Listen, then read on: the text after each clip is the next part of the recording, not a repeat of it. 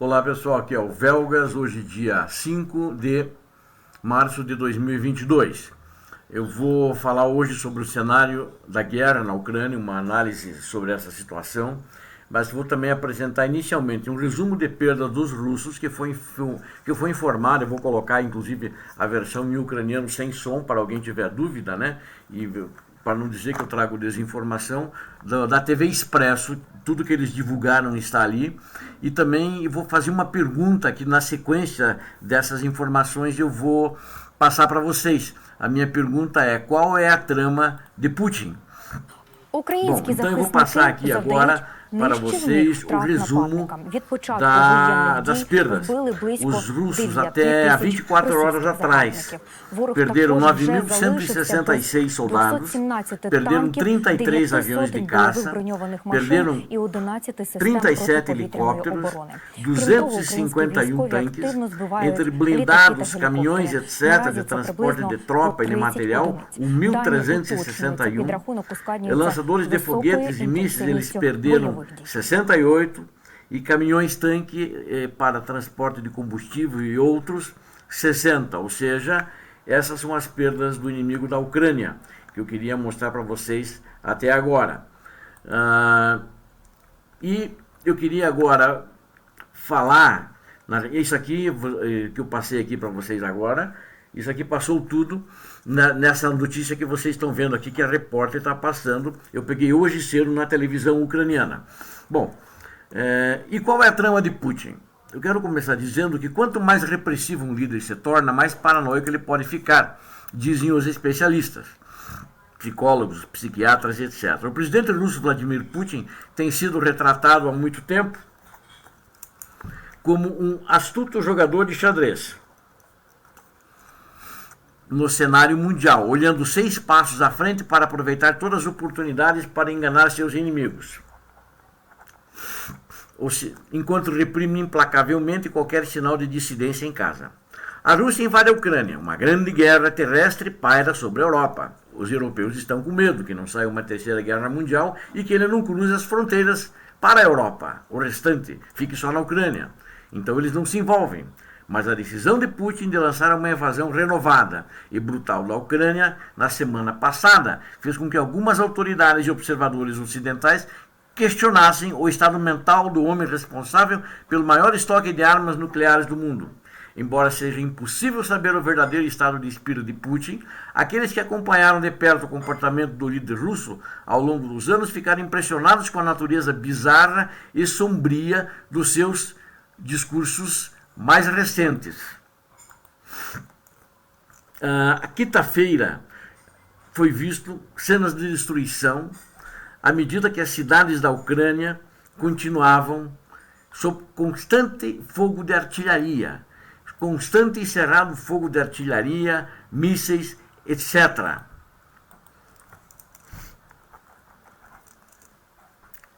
E a cidade de Chernihiv, ontem, quinta-feira, aconteceu há cerca de 2 horas, ela fica de carro da capital, Kiev, um cenário de devastação. Pelo menos 33 pessoas foram mortas em um prédio que foi atingido por um míssil dentro da cidade. Um míssil que os russos lançaram da Bielorrússia. No entanto, Kiev continua sendo a aspiração da Rússia tomar a cidade. Mas esse ataque nesse prédio de civis foi insano. Então aí que foi a minha pergunta: qual é a trama e como que ele quer conquistar a Ucrânia? As negociações entre representantes russos e ucranianos não fizeram progresso na quinta-feira, não em direção à paz, mas parece que ficou uma conversa de talvez fazerem corredores humanitários, que todo mundo está dizendo que chegaram a uma conclusão de corredores humanitários, mas um dia depois ainda não tem corredores humanitários para permitir que civis fujam dos combates.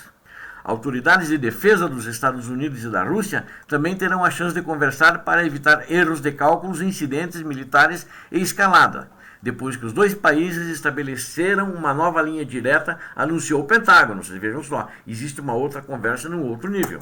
E o presidente francês Emmanuel Macron pegou o telefone com o presidente russo Vladimir Putin na quinta-feira ontem, onde o ditador russo disse para o Macron claramente que não tem vontade de parar a invasão da Rússia na Ucrânia. E aí Macron alertou, dizendo que o pior ainda está por vir, com Putin parecendo decidido a capturar toda a Ucrânia.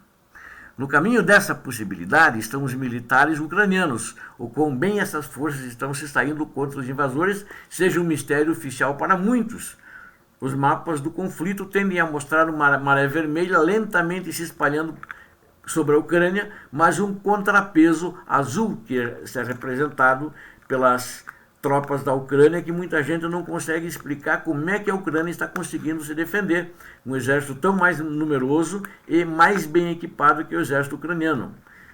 E também como é que o grupo de resistência popular e voluntários, que muito poucos conseguem rastrear, está conseguindo também desempenhar um papel muito interessante na defesa da Ucrânia.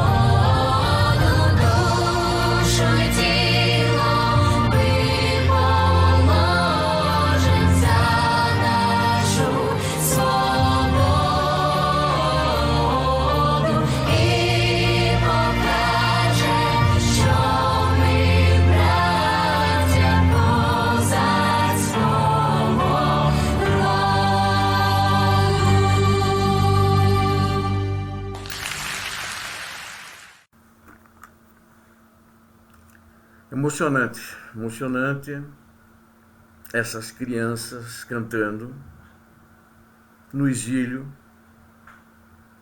com suas mães, enquanto seus pais, seus avós,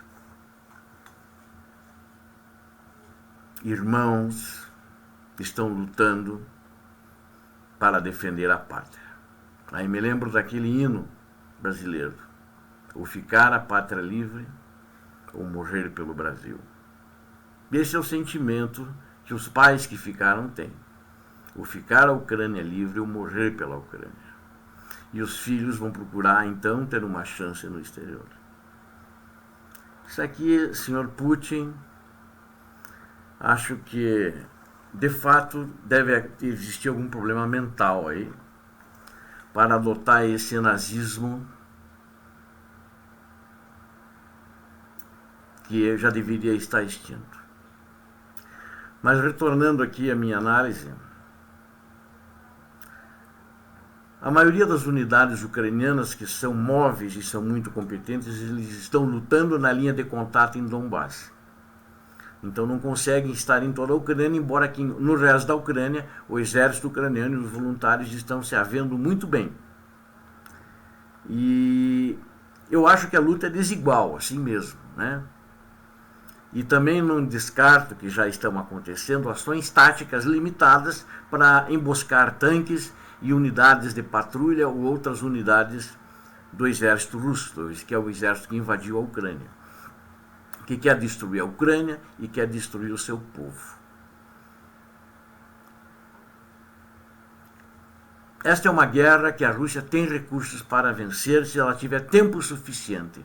Porque vocês viram, agora já estamos no 10º dia de guerra e a Rússia não conseguiu ainda, só conseguiu 2 cidades grandes.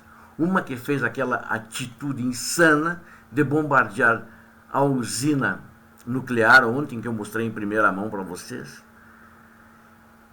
Mas ela e a cidade de Kherson. Os outros são tudo vilarejos. Donbás ela já tinha, então eu não conto isso. Mas à medida que a estratégia muda para reduzir as cidades ucranianas a escombros, fica claro que acho que não é o tipo de vitória que o Putin quer. Ele está destruindo, ele está começando a ficar muito mais violento. E essa notícia que eu vi, que 33 pessoas morreram naquele prédio ontem, eu não posso chamar o presidente Putin e os seus generais que estão comandando isso, os oficiais de uma maneira geral, o exército dele, de seres humanos. Não são efetivamente seres humanos. Obrigado a vocês que assistiram a esse vídeo. Inscrevam-se no canal, é importante tê-los com vocês. Eu espero contar com vocês para estarem conosco sempre e ajudar a fortalecer o canal. Compartilhem com suas redes sociais e deem seu like. Vamos continuar a rezar pela Ucrânia, pelo exército da Ucrânia, pela paz do mundo, pela paz na Ucrânia. Para que isso também não chegue ao Brasil, vamos rezar pelo Brasil. Deus abençoe a todos, Deus abençoe a Ucrânia, paz e bem.